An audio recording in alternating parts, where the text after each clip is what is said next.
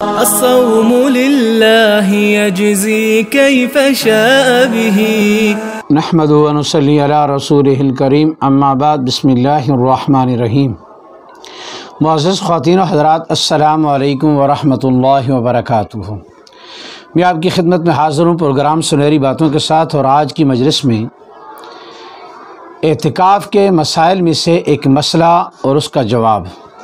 مسئلہ یہ ہے کہ کیا حالت اعتکاف میں آدمی جمعے کا مسنون غسل کرنے کے لیے مسجد سے باہر نکل سکتا ہے، یا اگر رمضان گرمی کے مہینے میں ہو تو ٹھنڈک حاصل کرنے کے لیے معتکف غسل کرنے کے لیے مسجد سے باہر جا سکتا ہے یا نہیں۔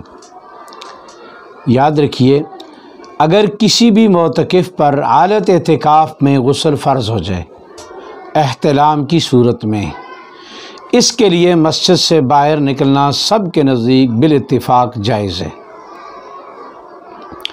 اس کے علاوہ مسنون غسل اور ٹھنڈک کا غسل، اس کی اجازت نہیں ہے۔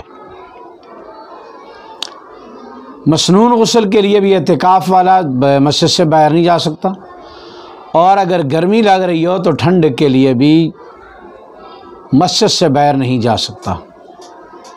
خود نبی کریم صلی اللہ علیہ وسلم مسجد میں بیٹھتے تھے، اپنا سر مبارک کھڑکی سے باہر فرماتے تھے، ماں عائشہ رضی اللہ تعالیٰ عنہ اس کو دھوتی تھی۔ آپ سرکار نے ٹھنڈک کے غسل کے لیے مسجد سے باہر جانا گوارا نہیں فرمایا، صرف سر کھڑکی سے باہر فرمایا، اور ماں عائشہ رضی اللہ تعالیٰ نے ان کو دھو دیا۔ اس سے معلوم ہوا کہ اگر ٹھنڈک کے لیے جانا جائز ہوتا تو نبی علیہ السلام غسل کے لیے تشریف لے جاتے، لیکن آپ سرکار نہ جمعے کے غسل کے لیے تشریف لے گئے اور نہ ٹھنڈک کے غسل کے لیے تشریف لے گئے۔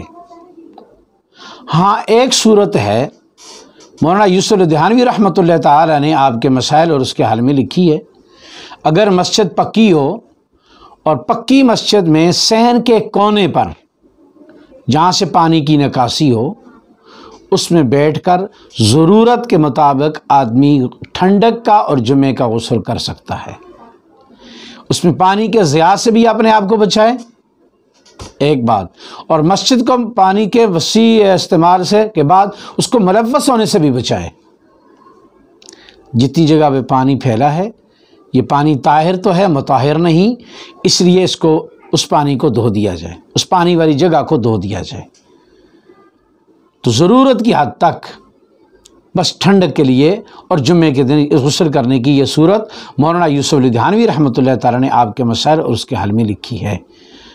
لیکن اس اجازت کو روزانہ کا معمول بھی نہیں بنانا چاہیے، اور اس اجازت کو نہانے کو شغل بھی نہیں بنانا چاہیے۔ ضرورت بقدر ضرورت ہونی چاہیے، تاکہ ہماری ضرورت بھی پوری ہو جائے اور مسجد بھی پاک رہے اور مسجد بھی حمام نہ بنے۔ اللہ تعالی ہمیں ان مسائل کو سمجھ کر عمل کی توفیق نصیب فرمائے۔ السلام علیکم ورحمۃ اللہ وبرکاتہ۔